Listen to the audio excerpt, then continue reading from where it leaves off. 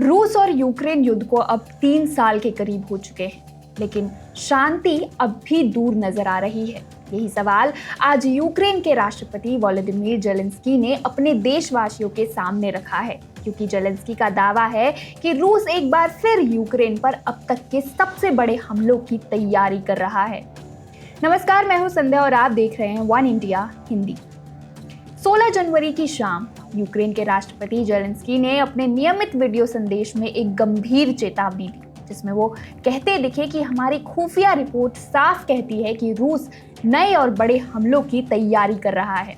Zelensky ने अपने नागरिकों से सीधी और भावनात्मक अपील की है कि हवाई हमले की चेतावनियों को कभी नजरअंदाज मत कीजिए। ये सायरन आपकी जान बचा सकते हैं। जेलेंस्की ने साफ शब्दों में कहा, हमें एयर डिफेंस मिसाइलों और सिस्टम की बहुत ज़रूरत है, लेकिन जो सप्लाई आ रही है वो पर्याप्त नहीं है। यानी यूक्रेन के पास लड़ने का हौसला तो है, लेकिन आसमान से आने वाले हमलों को रोकने के साधन कम पड़ रहे हैं। अपने वीडियो मैसेज में जेलेंस्की ने पूरी दुनिया को एक गंभीर चेतावनी भी दी है। आइए सुनते हैं। व्लादिमीर जेलेंस्की, नमस्कार। आज बहुत अंतर्राष्ट्रीय काम हुआ। हमारे साझेदार चेक राष्ट्रपति यूक्रेन में हैं।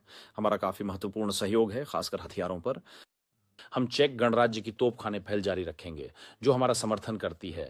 संयुक्त उत्पादन भी मुख्य रूप से ड्रोन से संबंधित है। यह महत्वपूर्ण है कि चेक गणराज्य राजनीतिक मामलों में भी हमारे साथ है।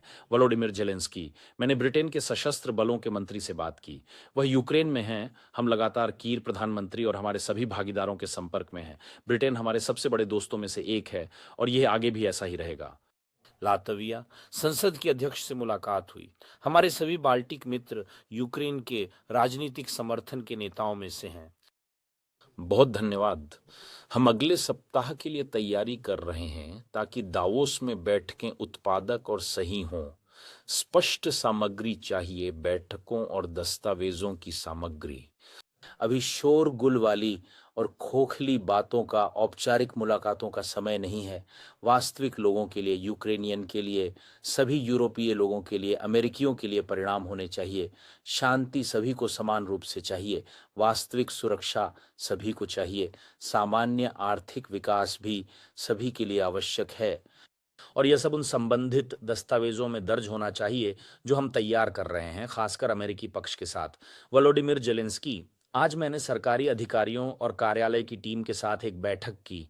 हमारे प्रतिनिधि रुस्तम मुमयरोव, किरिलो बुडानोव, डेविड अराखामिया अभी संयुक्त राज्य अमेरिका के रास्ते में हैं।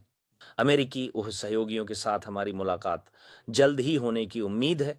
यूक्रेन के प्रधानमंत्री और उप प्रधानमंत्री ने आज ऊर्जा और रूसी हमलों तथा खराब मौसम के कारण हमारे विभिन्न शहरों, समुदायों में आपातकालीन स्थिति पर रिपोर्ट दी।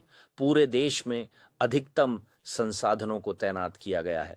सचमुच दसियों हजार लोग अभी मरम्मत टीमों में, सार्वजनिक सेवाओं में, ऊर्जा कंपनियों में काम कर रहे हैं और ये जरूरी है कि आगे भी सरकार के सभी स्तरों पर, सरकार तथा व्यापार के बीच, सभी संस्थानों, सभी सेवाओं का ऐसा ही साझा काम हो।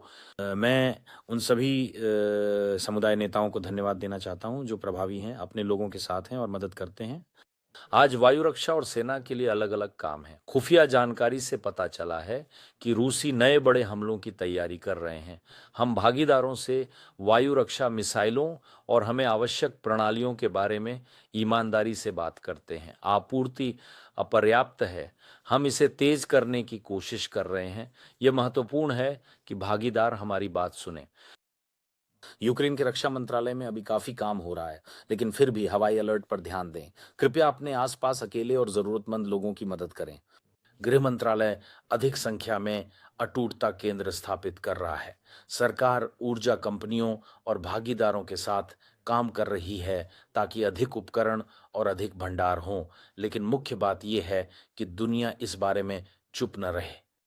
युद्ध बिना दबाव के खत्म नहीं होते। दबाव की कमी के कारण ही रूसी ये सब कर रहे हैं। हमें इसे बदलना होगा। मैं यूक्रेन के लिए काम करने वाले सभी को धन्यवाद देता हूं। मैं उन सभी का धन्यवाद करता हूं जो युद्ध में मोर्चों पर ड्यूटी और पोस्ट पर हैं। यूक्रेन आपकी दक्षता पर टिका है। यूक्रेन की जय हो। Subscribe to One India and never miss an update. Download the One India app now.